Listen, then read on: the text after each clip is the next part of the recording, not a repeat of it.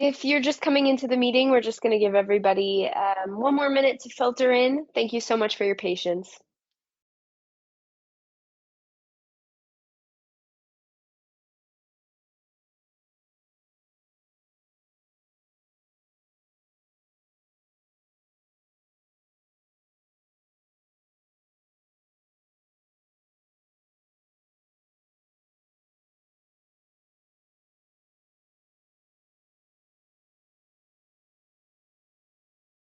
All right, looks like we are ready to get started.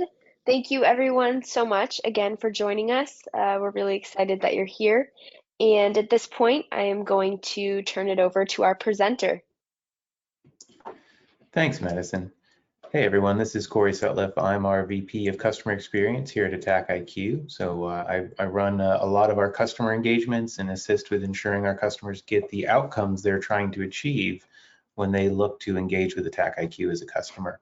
I'm going to talk a little bit today about what controls testing really means, what the value is, and what does it look like to have a continuous security validation program that's giving you empirical and objective outcomes and understanding what are your security controls doing and how effectively are you preventing or managing the attacks from the adversaries you care about, and in general, how well is your security program health?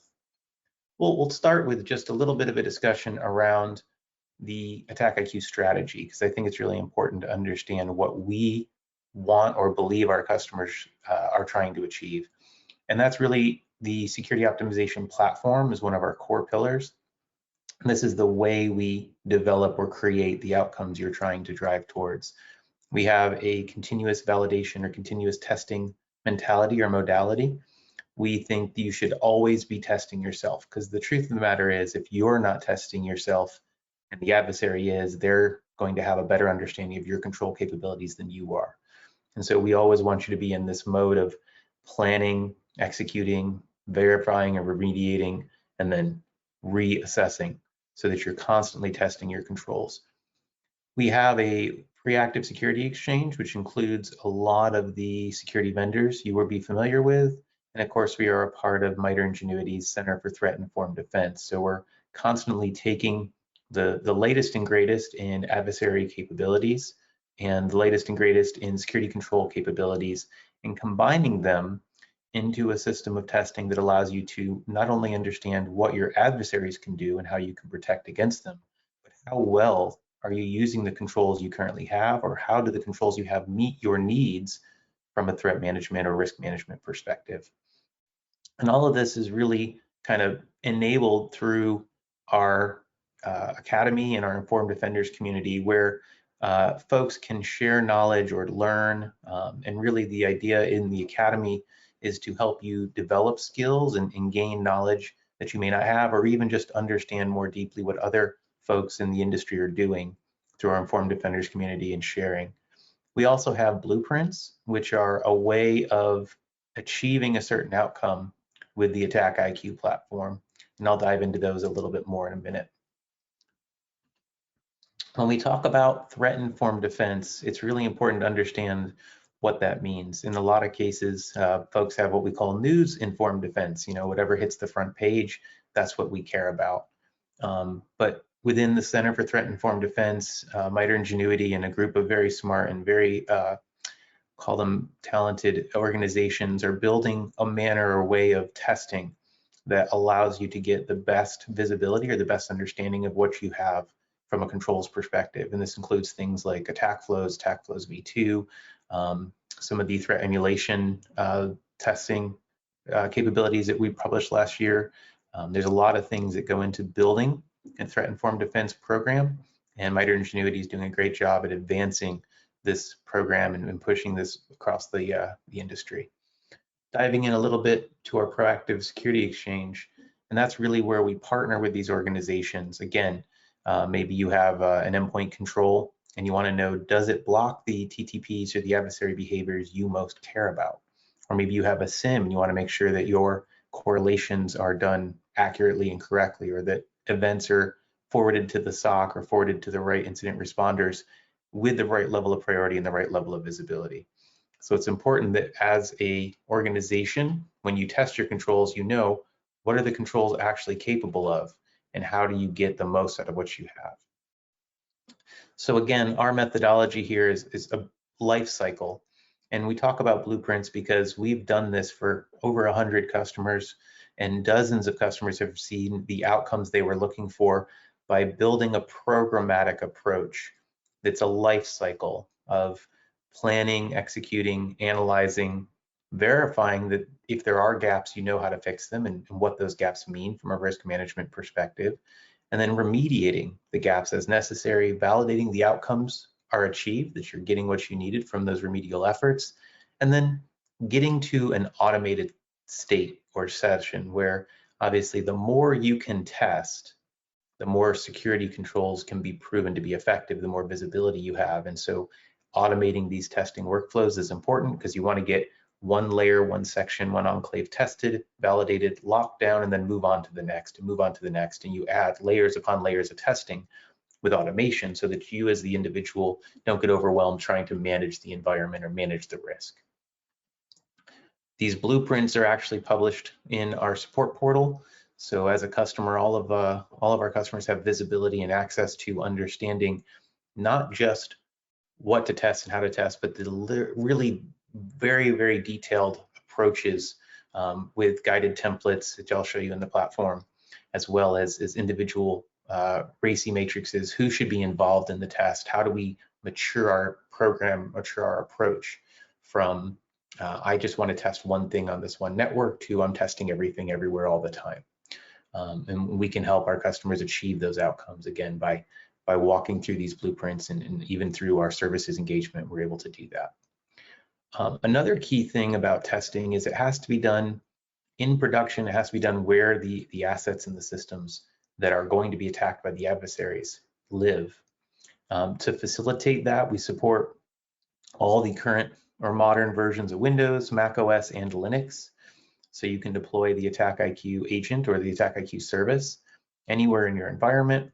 We have a do no harm approach. So when scenarios or emulations are executed, they will emulate an attacker behavior, emulate a specific outcome, and then they clean up and go to the pre-attack or pre-emulation state. So we never leave artifacts behind unless there is a specific request. So in some cases, maybe for training, threat hunting, you can configure the scenario to leave something behind if you want, but generally we clean up and leave the system as it was before the test. AttackIQ is a SaaS or cloud-hosted program or platform. We do have on-prem options for some of our more sensitive customers, but generally you want your management in the cloud so you don't have the infrastructure to manage, you don't have the resources assigned or allocated to keep the system up and running, and we make sure that everything works for you 100% of the time. There is a API as well for those interested in automation. Again, one of the beauties of testing at scale is if you can do it once, you can do it 1,000 times with automation. So we facilitate and enable customers to not only automate within the AttackIQ platform, but also within your SOAR products or any other automation you may have. We can enable that testing capability through our RESTful API. And the last thing, of course, is this integration manager you see on the left, and this is how we do detections. So not only is it important to understand, are your systems protected? Are you stopping adversary behaviors? But in some cases, a threshold has to be met. You have to have so many things together to meet your risk threshold or your tolerance. How do we validate that we're getting the detections we need to ensure that those risk thresholds or tolerances are met or set? And that's through integrating with your various security controls and with your SIM, pulling those events back. So even if an attack is not stopped, we understand the level of visibility that you have within the system or within your architecture.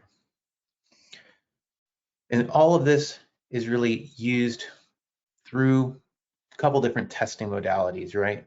We have the ability to test inside on a single endpoint through the local testing of your endpoint controls or local testing of your system.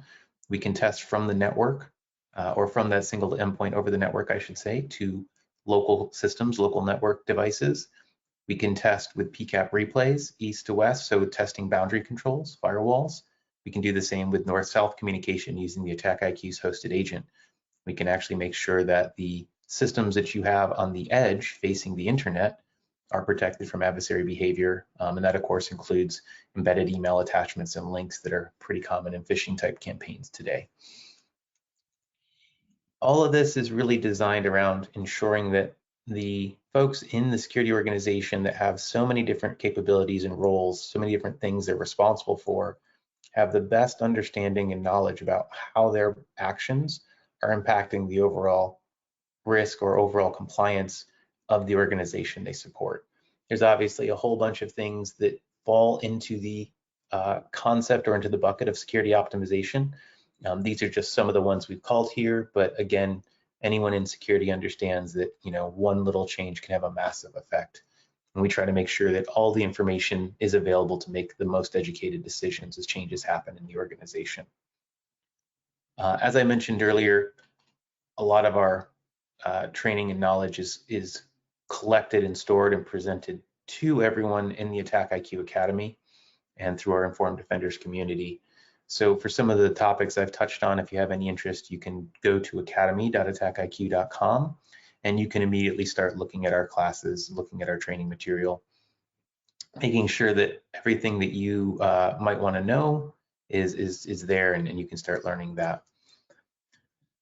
All right, I'm going to go ahead and actually flip over to the AttackIQ platform, and so you guys can see what this looks like in real time and kind of understand what we would do as an AttackIQ customer to validate and to confirm the security of the platform, the security of your infrastructure. So I'll start with pulling up the AttackIQ platform here, and this is on our, let's see. And this is on our scenario library, excuse me. So our scenario library is all of the different TTPs, all the different techniques, all the different PCAP replays that we have to play or to enable your systems to be tested. We have several hundred to several thousand different techniques depending on what you're looking at, whether it's TTPs aligned with the MITRE attack matrix, which we have here, and you can actually sort and filter, show everything that we have through the MITRE attack matrix.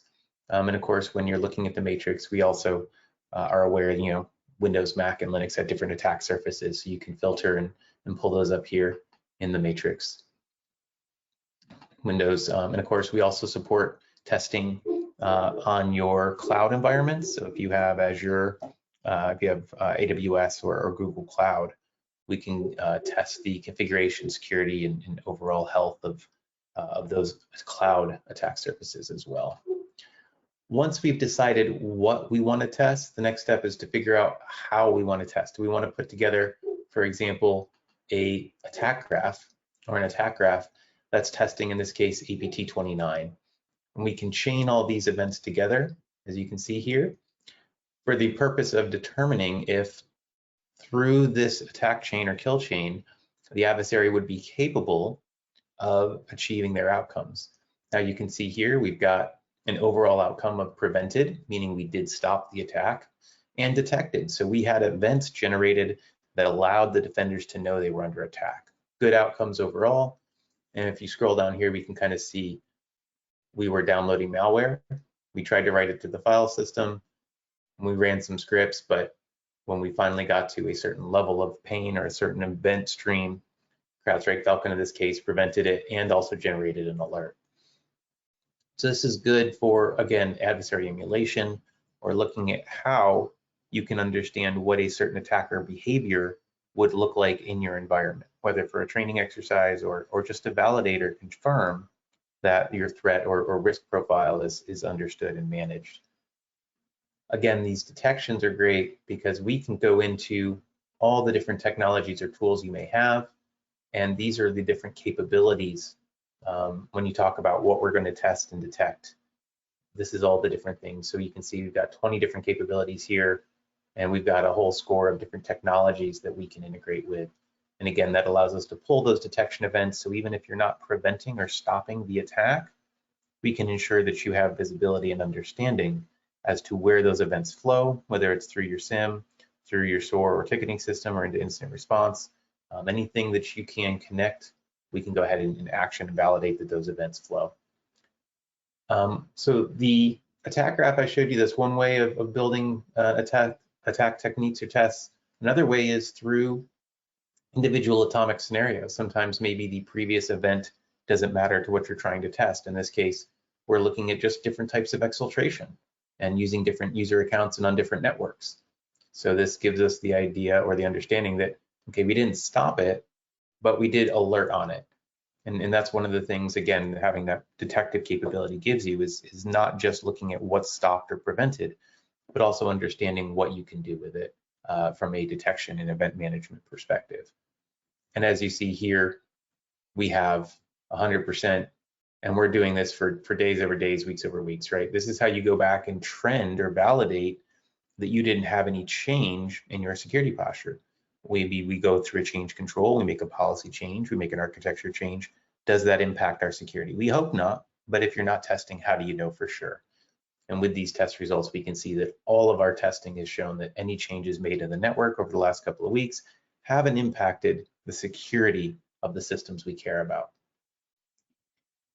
Last thing I'll touch on is network topology. As I mentioned, we can test 3 different ways: the atomic tests I was just talking about, the attack graphs I showed you a minute ago, and of course PCAP replays across the network boundaries as the third manner or method of testing. So here we have a couple of different boundaries, different firewall products, IDS, IPS. How do we validate a prevention or detection of a malicious file download or a exploit being run over the network, or anything else that's not really focused so much on the endpoint, but really on the controls that surround the endpoint, such as your network and firewalls, etc. So by configuring network topology and ensuring that each of your systems that you have in place, again, like your firewalls, etc., are actually preventing different attacks or detecting different attacks. That's really the focus of the topology. And when we run this, it's going to give you basically a validation from the network perspective that your control is either preventing or detecting the various systems. So if I flip over to an assessment here, we can see that we have a workstation network and the internet, and we've got this checkpoint firewall here. We're going to run some PCAP replays, each one of those testing a different capability or feature of this firewall. And then when we look at the results, we can see that some of this was not blocked. In this case, anti-bot attacks were not blocked, or bot-based attacks were not blocked, but our IPS and antivirus was well done. And we can actually drill into the summary here and see exactly what attacks or TTPs were blocked or not prevented, prevented or not prevented, excuse me. And again, the detections here. So even if something was not prevented, did we get a detection? Was there an event generated? And of course, one of the beautiful things is if something is not detected, not prevented, how do you ensure that you have additional capabilities? In this case, we're going to give you recommendations on how to remediate or how to mitigate that threat based on the technologies that we know are being used. In this case, checkpoint and a particular anti-bot capability not being enabled. So this is the high level how we go through and test. One other thing I'll point out here is within our platform, there's a ton of documentation all on our AttackIQ support portal. So if you do have any questions on using the product, we have particular templates and we have guides on how to use them. So if you were able to, or interested in, I should say, testing, let's say security controls, you have McAfee, Vectra. There's a bunch of different technologies that we have pre-built templates for, and our documentation walks you through setting those up, getting started right away to make this, again, the most effective and easiest way to test your controls and validate that everything you have is running as expected. If any of this looks interesting, or if you have any desire to start testing your controls on your own, we do have a free trial available. So you can go to attackiq.com/free-trial and actually sign up to test your controls right from our website. And we'll go ahead and get you access to AttackIQ platform so you can start seeing if this does everything you need to do. And again, there's going to be some templates and some access in there for you to use to ensure that you have a good experience getting started. So this is, again, a really good focus on how and why testing controls is important, some of the outcomes you can expect when you start building your security controls testing program. I'll take a minute now to take any questions, and if you have any questions, you can type them in. Happy to address them. We'll give everybody a minute or two, and if no questions, we'll wrap it up for today. But thanks everyone, and we'll see if they have any questions.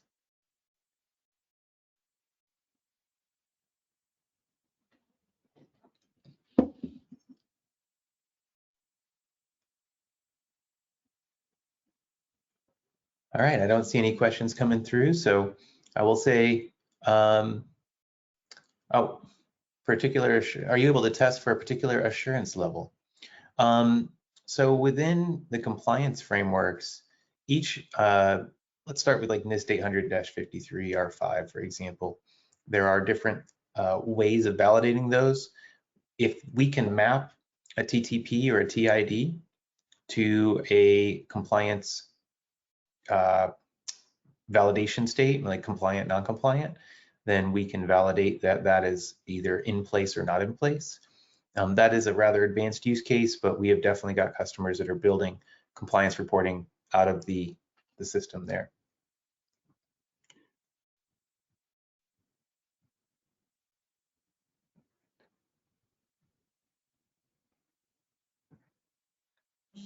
So we have, what is the full list of security controls that we integrate with? We have a very wide, and again, our pre-active security exchange includes most of the main security vendors you might see in your environment. And through our SIM integration, whether it's Splunk, QRadar, ArcSight, LogRhythm, et cetera, you can go ahead and get any events you send to your SIM validated and confirmed through the AttackIQ platform. So the list is long, and through the SIM, we can definitely integrate with pretty much anything that you can have sending data to your SIM. I've got a question about the communication path for the agents. So the AttackIQ platform is managed in the cloud, and obviously firewall rules would be needed if we were reaching out, but the agent initiates all communication. So generally, to allow the agent to work, all we need to ensure is that the agent has access to the attackiq.com portal or our SaaS platform. Everything else that is done by the agent is considered malicious and should not be whitelisted or allowed. That's where we get the testing capability. But if you want to try it out, we do have some documentation specific around our network and local EDR rules to enable the agent to be effective. And all of that's provided either when you start your free trial or as a customer.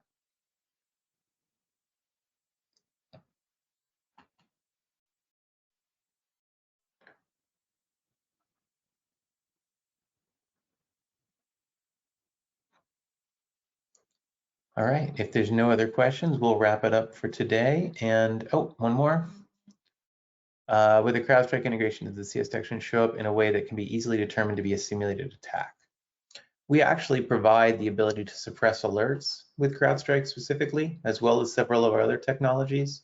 So if you, for example, had Crowdstrike in your environment, oops, let me expand this here. Oh, I don't have it configured here. So within Crowdstrike, we have the ability to suppress alerts. And what basically happens is suppress Falcon alerts here. So this is how we can actually prevent alerts from being sent into Falcon, or at least prevent the alerts in Falcon from being responded to as a production issue.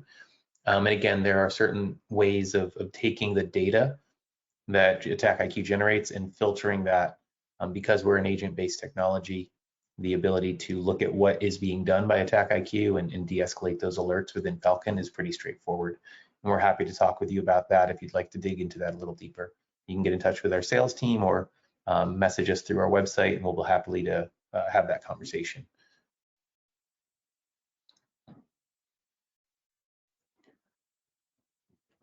All right, if that's all the questions, then I will wrap it up for today. And again, I appreciate everyone's time today and attending our demo, and we look forward to connecting to you either over our free trial or through any other questions you have.